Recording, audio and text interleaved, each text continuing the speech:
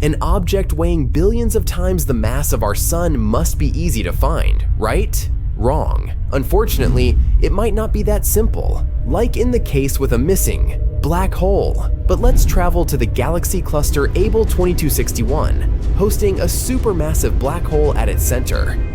Or at least, that's where it's supposed to be. The main problem is this giant space phenomenon is nowhere to be found. Now, supermassive black holes are mega monsters, churning slowly at the centers of their home galaxies. They gather tremendous clouds of gas and dust around them, which makes them swell up to sizes the human mind can't begin to imagine. If a supermassive black hole, like the one that dwells at the center of our home Milky Way galaxy, moved even a bit closer to our solar system, we'd be doomed. The distance between this huge thing and Earth could be several dozens of light years, and still, it would wreak havoc on our planet. Earth, along with other things making up the solar system, would be tugged into the black hole's orbit and doomed to spin around it for eternity or longer. Hey, who knows, right? So it's good that such black holes stay away from us at the moment. So, let's see what's happened with that runaway supermassive black hole from that gigantic cluster of galaxies around 2.7 billion years away from our planet. Scientists have been looking for it with the help of NASA's Chandra X-ray Observatory and Hubble Space Telescope, but so far, no result. The main problem with finding a black hole is that it's, black, and space is, you guessed it, black too. So there's no contrast whatsoever that could help astronomers spot the hole, but scientists haven't given up yet. After all, they have a lot of other technologies to find black holes, small and big, in the vastness of space. Some of these methods involve watching the stars orbiting black holes. Sometimes it's a faint gravitational wave signal, which is produced when two black holes collide. But the most reliable technique is watching dust and gas falling to their doom. The thing is, black holes are space objects with insane gravity. So regions of space surrounding them are usually a bit chaotic, gas and dust getting pulled into the bottomless abyss, compressing and heating up.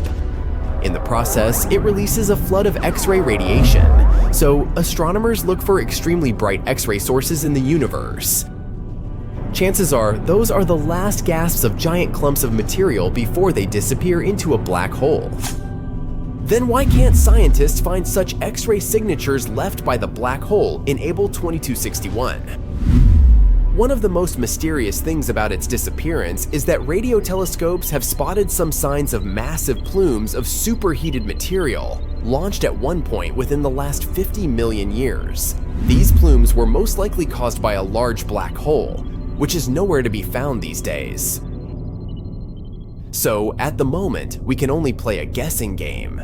Maybe two medium-sized black holes collided, pushing the newly merged giant out of the center of the galaxy. The observations of the stars in that galaxy have shown a clump of dense material a few thousand light years away from the galaxy's core. Maybe it's the runaway black hole, but disappointingly, no X-ray signals are coming from that clump. Or the hole might still be there, in its rightful place, but it's, slumbering. If it doesn't get a fresh supply of gas and dust, it has nothing to feed on. As a result, it can't release a flood of X-rays. But again, the answer, do not disturb, the black hole is sleeping now, isn't very satisfying. Why isn't it getting its space food? What happened 50 million years ago? What is that clump of material speeding away from the galaxy center? So many questions and no answers so far. At least we know what black holes look like.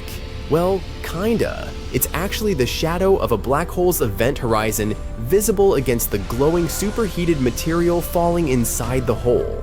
The first ever mugshot of a black hole appeared in 2019, but the data for its creation was collected in 2017. It took an international team consisting of more than 200 astronomers 2 years to assemble the image. We can admire this amazing space phenomenon thanks to a vast global network of telescopes called the Event Horizon Telescope Collaboration, or simply EHT. Why such a name? The thing is that the event horizon is a point of no return on the outskirts of a black hole. Once something, for example, matter, radiation, or light, reaches this boundary, there is no way for it to escape the black hole's clutches. Anyway, to capture the very first image of a black hole, scientists created a virtual telescope that turned out as big as our planet by combining the power of 8 powerful radio telescopes. But it wasn't an easy feat. The researchers had to simultaneously point the telescopes in a meticulously planned order with the help of precise atomic clocks set on each telescope. Plus, to keep the chances of rain and bad weather to a minimum, they even constructed the telescopes in super dry regions, such as the Atacama Desert in Chile and the South Pole. On each observation day, the telescope gathers roughly 350 terabytes of data. That's 10 times the amount of data collected every day at the Large Hadron Collider. But let's speak more about black holes themselves. There are stellar black holes, smaller but even more dangerous than their supermassive peers. They appear when stars that have run out of their star food fall into themselves. If a star used to be big enough, it keeps compressing and compressing some more, and voila, a baby stellar black hole is born. But even if I call such a hole a small one, it's still 5 to several tens of times heavier than the sun. Unlike their massive siblings, hypothetical mini black holes could be really tiny, not bigger than an atom. Even so, just one minuscule thing would have the mass of 1,000 SUVs. One theory claims tons of micro black holes could have been created right after the Big Bang and the beginning of the universe. Some scientists even go as far as to say that a couple of mini black holes pass through our planet every day. There is a supermassive black hole smack dab in the middle of our galaxy, the Milky Way. Its name is Sagittarius A, and it's 4.3 million times as heavy as the Sun. And nope, we aren't going to be pulled into this hole. It's more than 26,000 light years away from Earth, too far to have any influence on our planet. By the way, recently, astronomers have discovered that this supermassive black hole might be leaking. If it's true, it probably means that Sagittarius A isn't a sleeping giant. As previously thought, it might still be active, and the leakage recorded by scientists may be the hole hiccuping while swallowing clouds of gas. Maybe we should burp this baby? If you ever find yourself near a black hole, get ready that the time will significantly slow down. It may work for you if you aren't eager to grow older.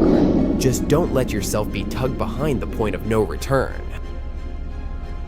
Another danger of hanging around a black hole is that it might start behaving like a massive galactic volcano. From time to time, black holes flare up, but instead of spewing lava, they produce enormous amounts of energy, and it makes gaping holes in the surrounding material and gas. A short while ago, scientists discovered one of the largest craters in the universe. Radio and X-ray telescopes detected a supermassive black hole that threw a temper tantrum many years ago.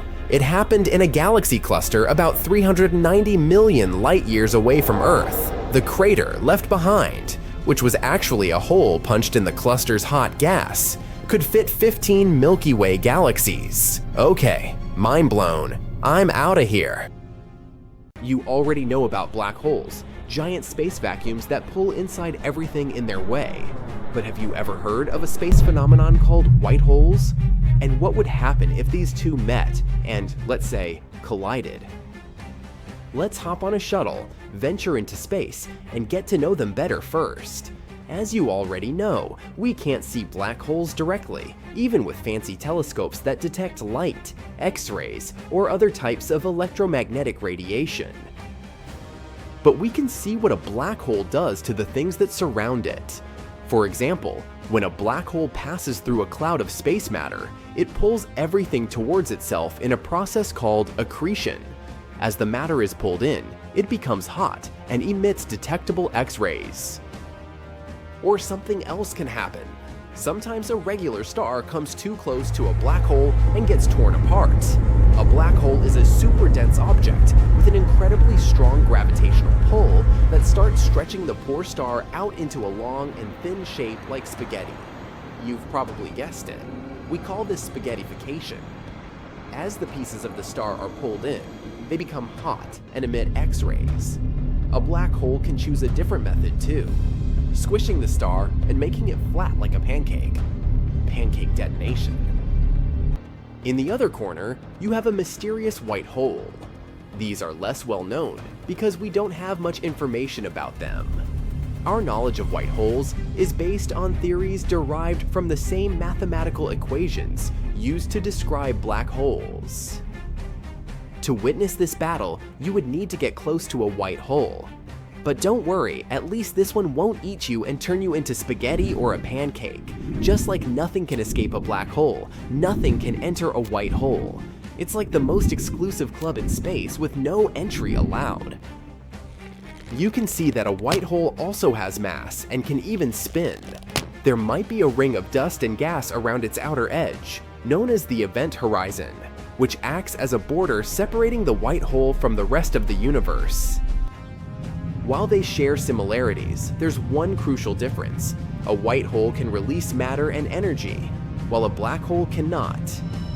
Scientists describe a white hole as the time reversal of a black hole, as if you're watching a video of a black hole played backward. Things that are already inside a white hole can leave and interact with the outside world. However, nothing from outside space can ever affect the secretive inner world of a white hole. Einstein said that space and time are not flat. They can bend and fold. All because things like stars and planets have mass. A scientist named Carl Schwarzschild figured out how to use Einstein's ideas to describe what happens around a really heavy object. He discovered something called a singularity. It's a point of infinite density, and it lies at the center of a black hole. It's like a tiny point where everything is squished together, all the matter that the black hole has consumed. The tricky part is that the singularity is so small that it doesn't really make sense in our normal understanding of time and space. Plus, it bends space around it so much that it creates a special area that's cut off from the rest of the universe. We call this area a no man's land, which is basically where black holes exist. Scientists still can't understand what happens at the point of singularity in black holes, let alone white ones.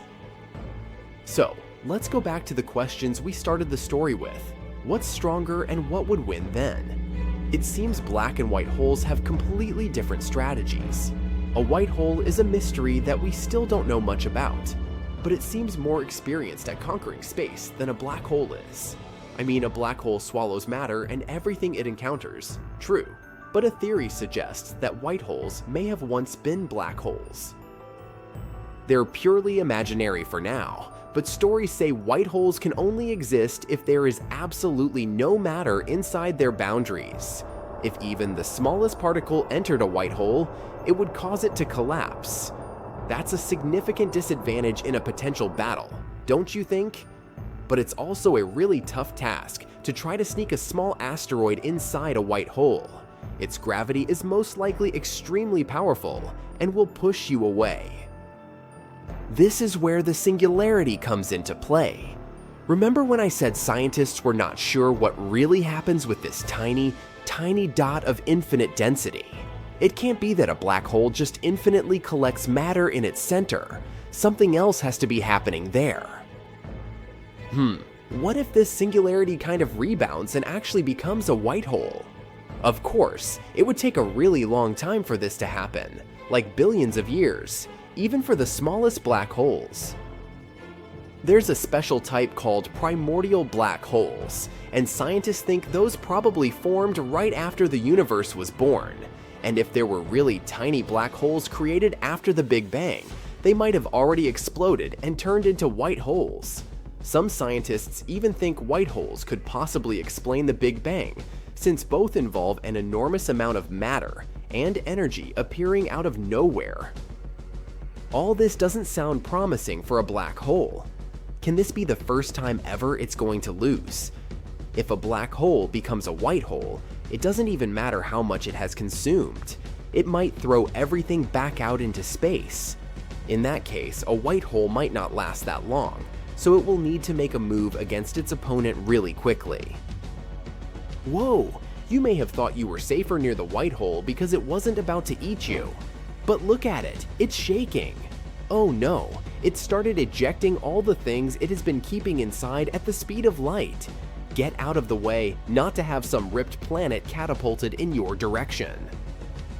After millions, even billions of years of making a mess all around the universe, a magnificent, spectacular, and chaotic battle is about to start. The black hole is patiently taking the attack, pulling in everything that the white hole is throwing in its direction. Asteroids, all those ripped stars that used to shine so brightly in the night sky, planets, even entire galaxies. It's all getting out of it insanely fast and in all directions. Both the white and black hole has managed to survive against every space object till now. But that's just because they haven't faced each other yet. It's an exhausting battle that doesn't stop. All odds were against the black hole at the beginning, but look, it seems something is changing. The white hole is slowly losing energy since it can't swallow any new things and renew its supplies. Meanwhile, the black hole is patiently collecting everything its opponent has thrown at it during this fierce attack, growing bigger and bigger. It can keep doing it for thousands of years.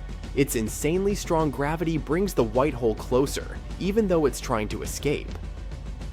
And the time comes for the last strike. The black hole's gravity starts stretching its enemy until it swallows it entirely.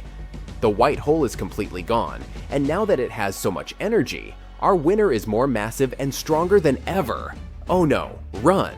Now you have this hungry supermassive black hole wandering around looking for more things to eat, until it falls apart into a white hole again one day and starts an even bigger, more magnificent battle that the entire universe will watch. Black holes are some of the most enigmatic and sinister phenomena in the universe. They can swallow up entire stars and planets, bending the very fabric of space and time.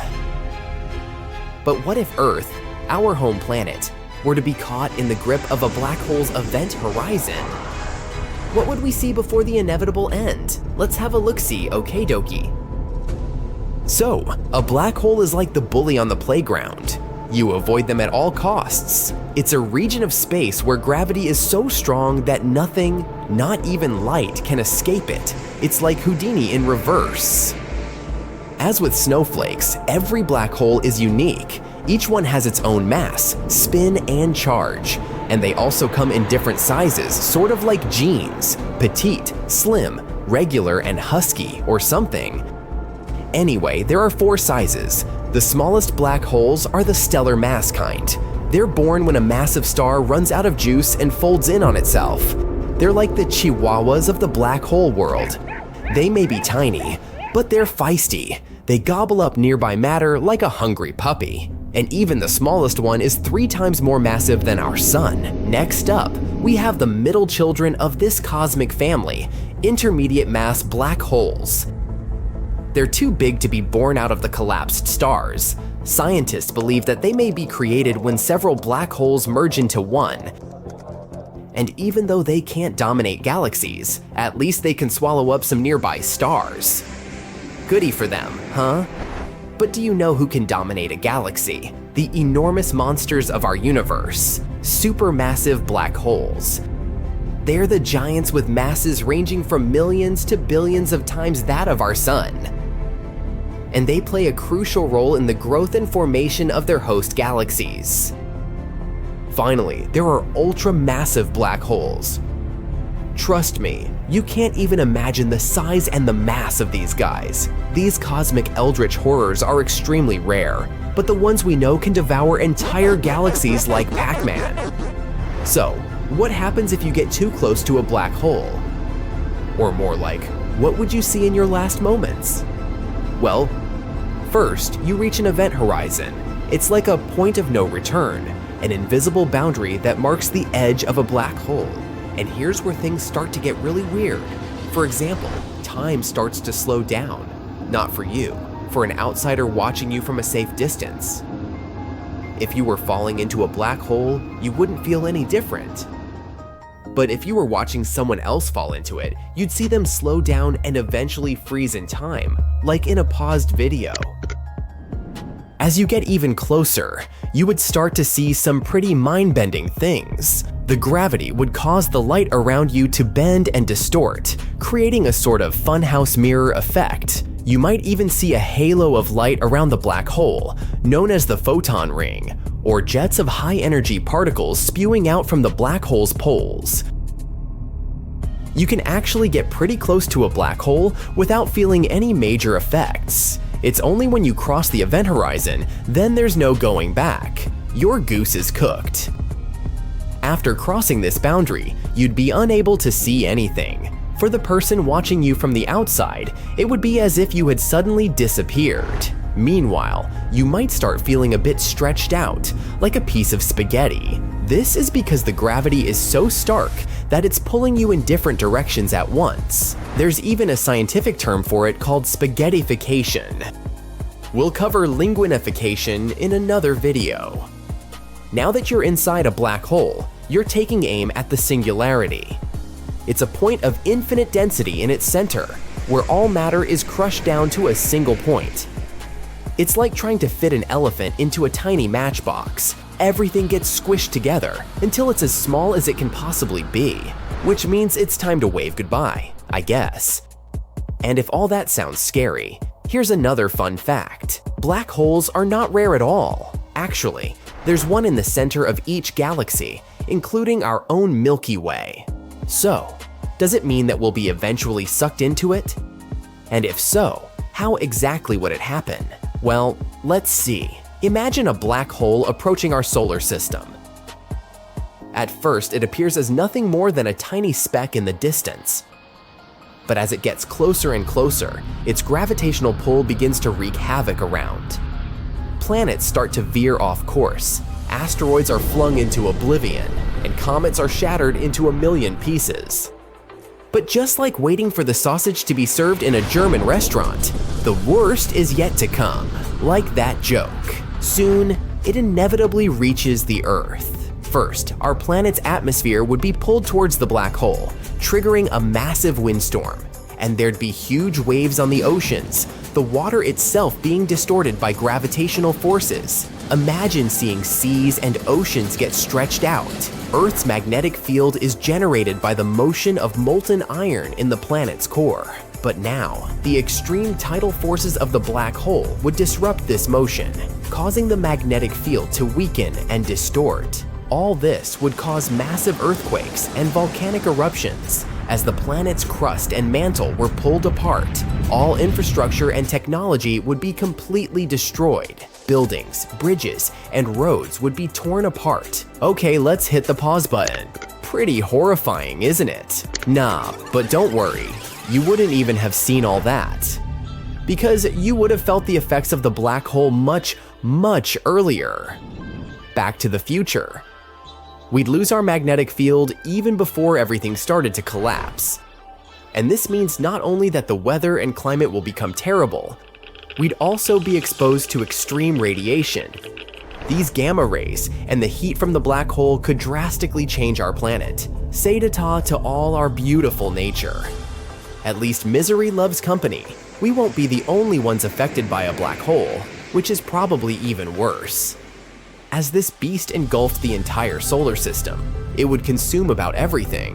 One immediate effect would be the disruption of the orbits of asteroids, comets, and all the other bodies. The planets would begin to deform and stretch, their surfaces warping like molten metal. The sun itself would be affected, its surface contorting like a gob of putty. And yeah, all this is scary to even imagine. But now, breathe and relax, because none of this will ever happen. This is the bright side, remember? Your infinitesimal odds of winning the big lottery are even better that the Earth will ever be swept into a black hole. The nearest black hole to our solar system is called Gaia H1. Discovered by scientists in 2022, it's found in our own Milky Way galaxy, about 1,600 light-years away from Earth. Gaia H1 is about 10 times the mass of our Sun, which makes it a stellar mass black hole. It's not very interesting on its own, but its discovery has supplied valuable insights into the behavior of these cosmic monsters. But as you can see, even the closest known black hole is over 1,000 light-years away. They move very slowly, and they'll never get so close to our system to pose some kind of threat. Hey, but didn't you say that there's a black hole in the center of the Milky Way? Doesn't that mean it's going to eventually hoover up our entire galaxy? You may ask. Maybe not in that voice. Well, don't worry. The correct answer is no. The one in the center of our galaxy is called Sagittarius A star. You may remember it from that viral blurry photo that circled around the internet a few years ago. This black hole is indeed very massive and has a strong gravitational pull, like two 8th graders in love. However, it's still a small beam. It only affects objects that are close to it. The objects in the galaxy are all too big and move too fast to be pulled in by black holes. Nevertheless, they're still fascinating objects to study. Scientists are still trying to unlock the mysteries of black holes. And even though they'll never be dangerous to us, they're still a huge reminder of the incredible power of our universe. Now I think I'll turn my attention to the incredible power of chocolate. Do me a favor, will you? Try to imagine the first time you went camping. Maybe you went with your parents. Maybe it happened on a class field trip with your schoolmates. Regardless, try to picture or remember what it felt like as the day was coming to an end. The sun has set, but there's still some light outside. Let's say you were lying down, trying to rest for a bit. What's the first thing you remember seeing when looking up? If you're anything like me, it was probably the overwhelming number of stars twinkling right before you. These stars, most of which you can see without any fancy devices, are part of the Milky Way. Believe it or not, our amazing galaxy is almost as old as the universe itself. Age aside, it's also a pretty nice place to be. The Milky Way is like a cosmic nursery where new stars are born. And let me tell you, it's home to some of the most fascinating places, at least from what we can see in pictures. Take the Mystic Mountain, an area in the Carina Coronua Nebula. Here things are always splashing and full of energy. That's because of gas columns collapsing and creating crazy opposing jets that are thrown around like acrobats in a circus. It's like a signature move for stars being born, you know? And if you take a look at this awesome picture, you'll see the elements putting on a colorful show. Blue represents oxygen, green is for hydrogen and nitrogen, and red is the sizzling sulfur. Ready for our next stop on our ride through the Milky Way? Check out these huge twisted clouds of interstellar dust and gas hanging out in the center of M16, also known as the Eagle Nebula. We've got ourselves the super cool Pillars of Creation, which are like towering columns where brand new stars like to hide and chill. Now, I know this ain't the first time the Hubble telescopes captured this epic sight, but trust me, this is the most mind-blowingly detailed image yet. The pillars are getting showered with crazy hot ultraviolet light from a bunch of young stars hanging just outside the frame. These stellar superstars are actually causing the towers of dust and gas to gradually get worn away by their gusty winds. Brace yourself for the numbers too. These pillars of creation stretch out for about 4 to 5 light years. Yeah, it sounds big. But in the grand scheme of things, they're kind of like the cute, little siblings of the larger Eagle Nebula, which spans a whopping 70 by 55 light years. The nebula was first spotted back in 1745 by an awesome Swiss astronomer, and it's about 7,000 light years away from our humble abode in the constellation Serpens. Here's the quirky part though. As productive as it might sound, the Milky Way's star-forming activity is quite rare when compared to other galaxies. Astronomers have noticed that the pace at which stars are being born is actually dropping, and they're itching to figure out why. But before we can dive into this weird phenomenon, let's look at how stars come into existence in the first place. It's hard for us to know for sure from down here. What we can gather about a star's life cycle comes from looking at those within our local Milky Way. Stars are formed in colder clouds of gas and dust called nebulae. These areas are pretty common throughout most galaxies. These nebulae have low temperatures that are crucial for hydrogen gas to stick together. As the clump gathers more gas, it causes movement, which itself creates energy. When more gas collides with the already formed clump, all that energy transforms into heat.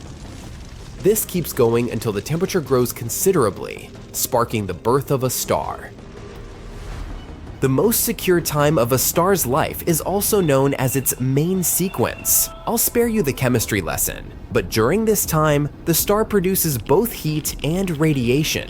It's because of the radiation that there's pressure around a star, and it's also the reason for most of the light found in a certain galaxy.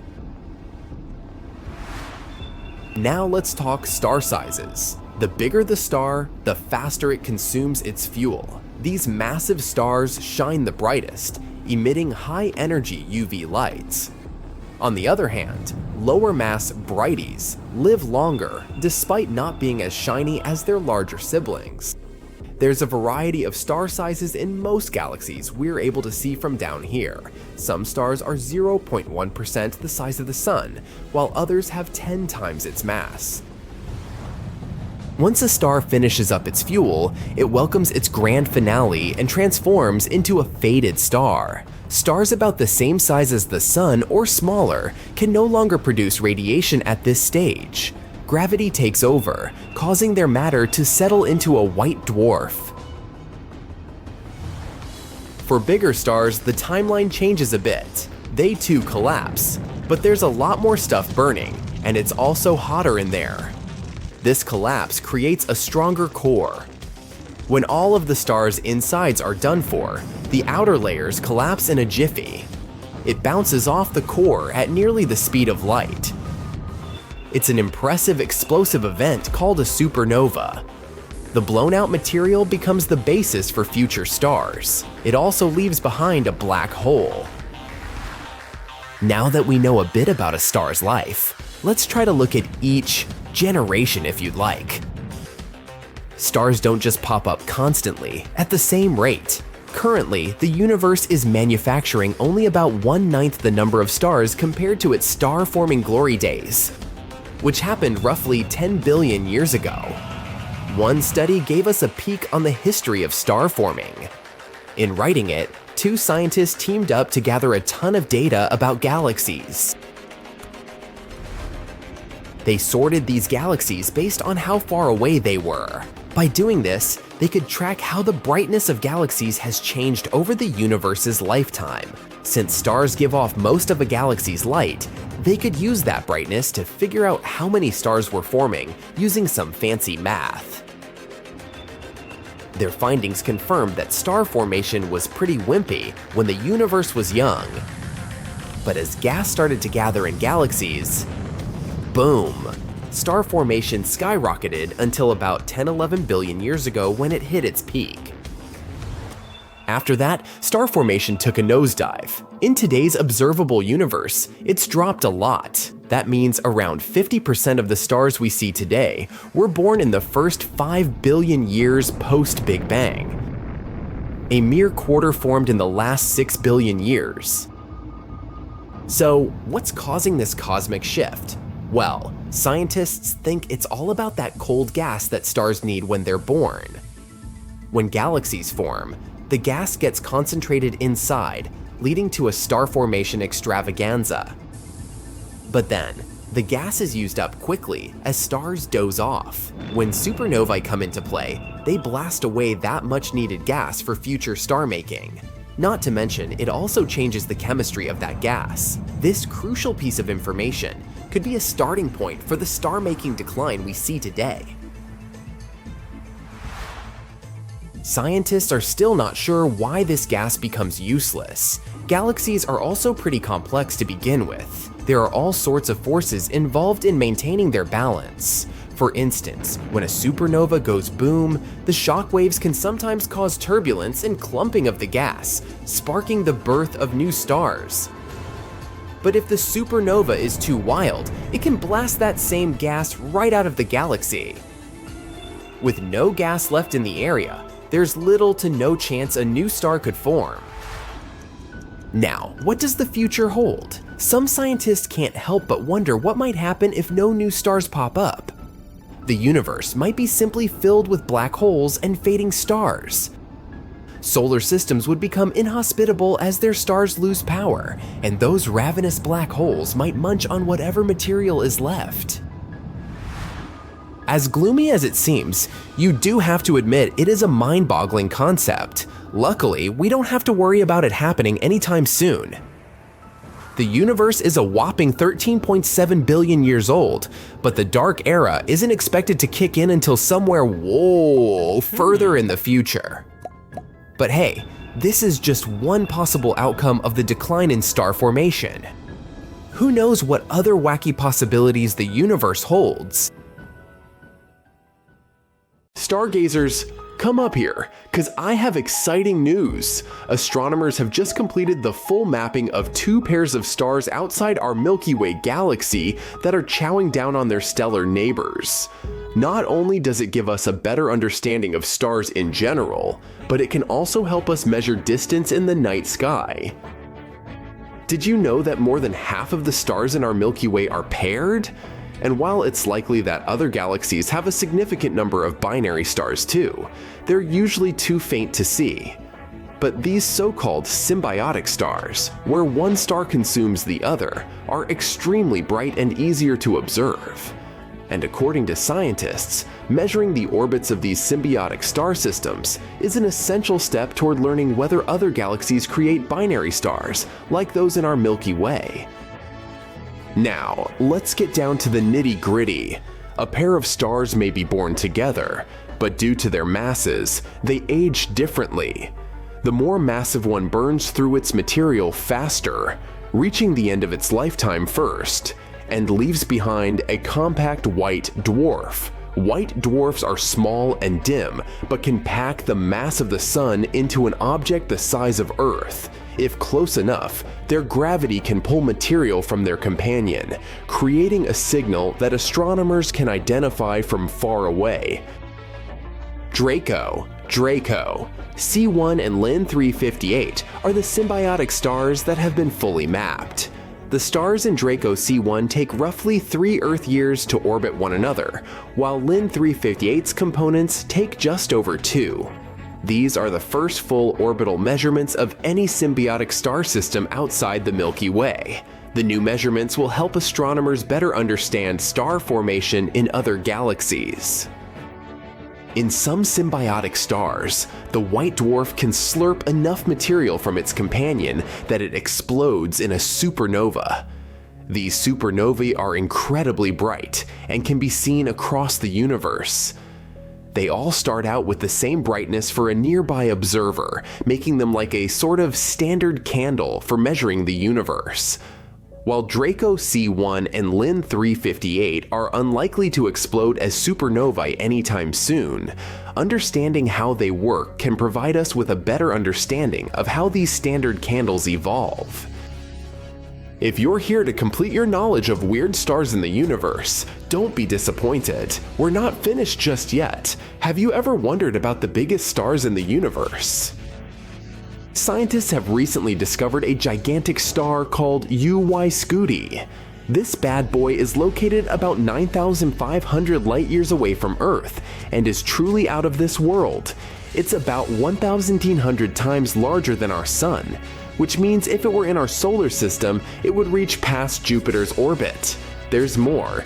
UY Scuti isn't just massive, it's also super bright.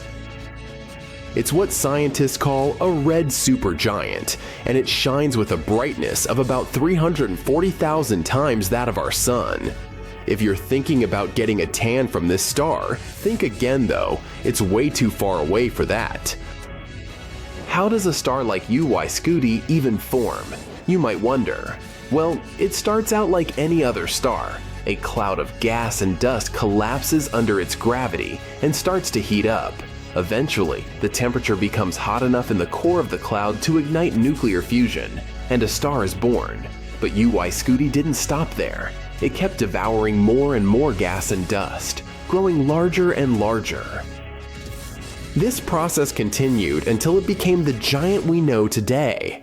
As fascinating as UY Scuti is, it's not the only big star out there. There are others like VY Canis Majoris, Canis Majoris, which was once thought to be the biggest star until UY Scuti stole the show. VY Canis Majoris is still a force to be reckoned with though. It's about 1,400 times larger than our Sun, and located about 5,000 light-years away from us. But here's the kicker. Stars like UY Scuti and VY Canis Majoris aren't even the biggest things in the universe. Not by a long shot. There are objects called hypergiants that make these stars look like ants in comparison. One such hypergiant is Stephenson 218, located about 20,000 light-years away. It's about 2,150 times larger than our Sun and shines with the brightness of 7 million suns.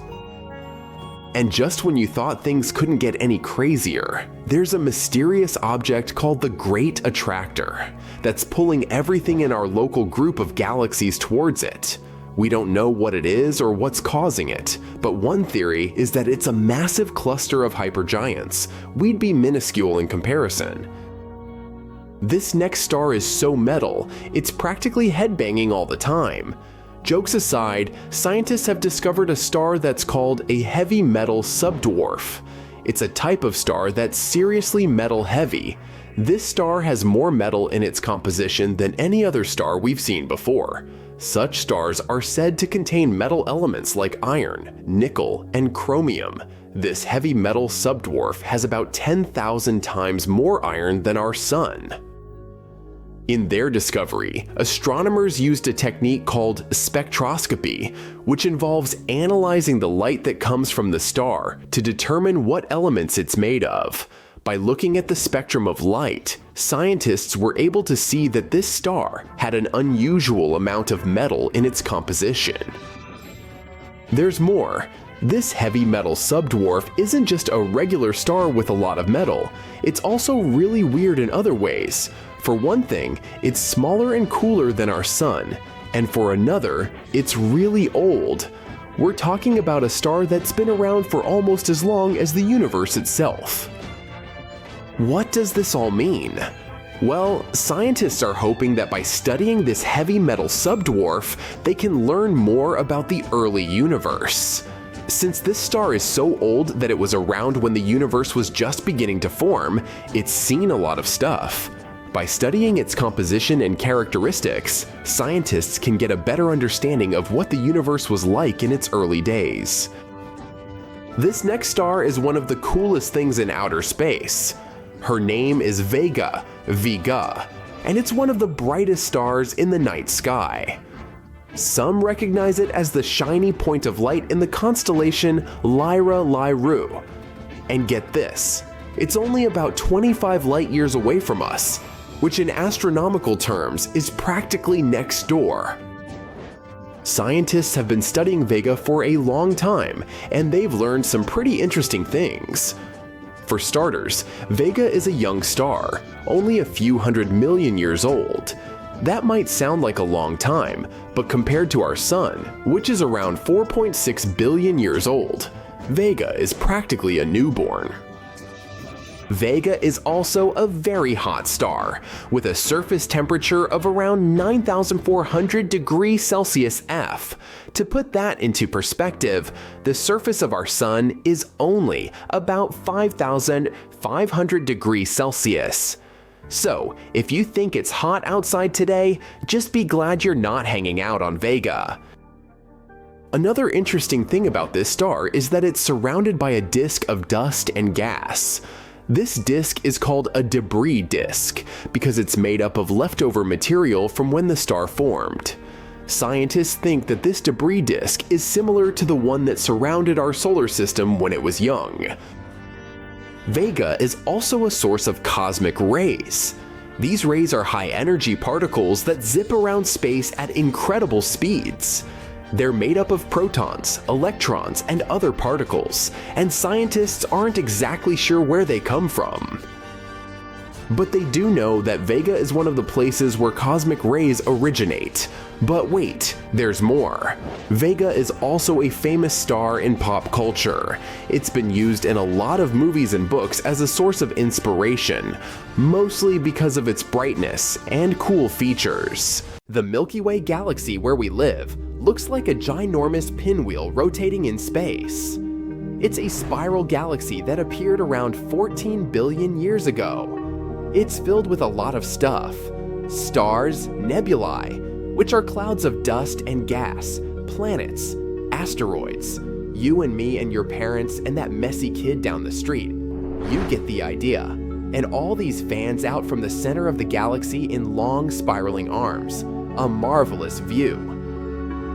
The Milky Way is about 100,000 light years across, and it takes our sun, along with all the solar system, 250 million years to make one revolution around the center of our home galaxy.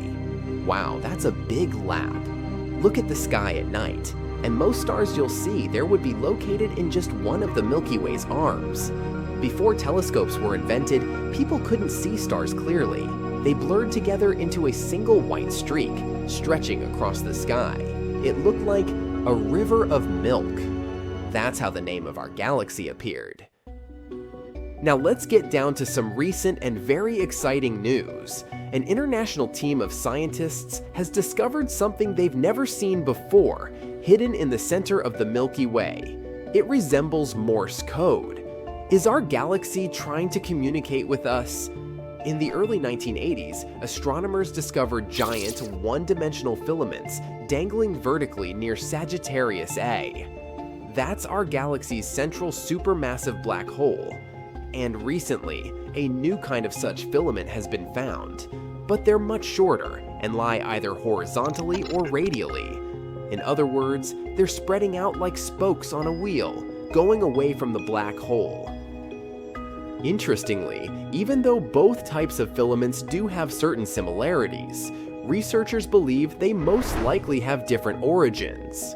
The vertical filaments stretch through the galaxy, towering up to 150 light-years high, but the horizontal ones resemble the dashes and dots of Morse code. Scientists were beyond excited when they made this discovery, but they had to do a lot of research to make sure the structures indeed were what they look like. They managed to confirm that the filaments were not random, but tied to the outflow of the black hole. Thanks to them, it became possible to study the spin of the black hole and the orientation of its accretion disk, a rotating disk of matter formed around the black hole under the influence of its immense gravitational force. But let's have a closer look at the filaments we've been talking about. There are around 1,000 vertical ones. They appear in pairs and clusters and are often either equally spaced or side by side like strings of a harp. As for their horizontal counterparts, they seem to be around 6 million years old. Now, both types of filaments are one-dimensional. They can be viewed with radio waves, and they seem to be tied to processes happening in the galactic center. That's it. The similarities end there. The vertical filaments are perpendicular to the galactic plane. The horizontal ones are parallel, but at the same time, they point radially toward the center of the galaxy and the black hole. The vertical filaments are magnetic. The horizontal ones seem to emit thermal radiation. The vertical filaments contain particles moving at speeds very close to the speed of light. The horizontal ones don't do it. There are way more vertical filaments, and they're much larger than those stretching horizontally. 150 light-years against 5 to 10 light-years at most. In any case, the new discovery is still filled with tons of unknown things, and astronomers are ready to start unraveling them. But the filaments aren't the only unexpected and bizarre phenomenon in the solar system. Some time ago, Australian researchers discovered a weird spinning object in the Milky Way, and it was unlike anything they'd seen before. This object released massive bursts of radio energy 3 times every hour, and even though there are other objects that switch on and off, for example pulsars, such frequent pulsation had never been observed before. Some astronomers admitted that this discovery was pretty spooky, since no known object in the sky could do it. Research teams started working on the discovery and found out that the object is likely to be 4,000 light-years away from Earth. It's also super bright and has an incredibly strong magnetic field.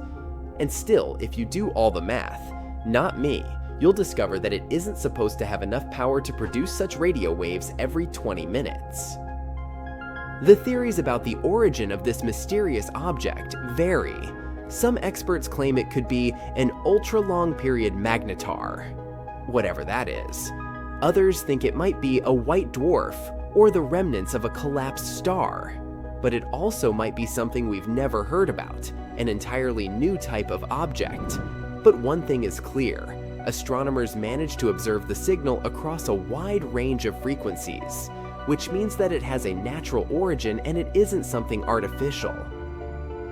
Now there's another mystery about the Milky Way. What can I say? It's a mysterious place. Around 15 years ago, astronomers launched the Fermi Gamma Ray Space Telescope. Gamma rays are an incredibly high-energy form of light. That's why when you observe the sky through the gamma ray telescope, rather than with your own eyes, the difference is dramatic. So when astronomers started to use the telescope, they noticed that the center of our galaxy emitted much more gamma radiation than, for example, its outskirts. To put it simply, something is glowing incredibly brightly right in the middle of the Milky Way. But the most perplexing thing is that no one has been able to find a plausible explanation for this phenomenon for almost a decade. Some astronomers suggested that the central region of the Milky Way was glowing with such intensity because the dark matter was getting destroyed there.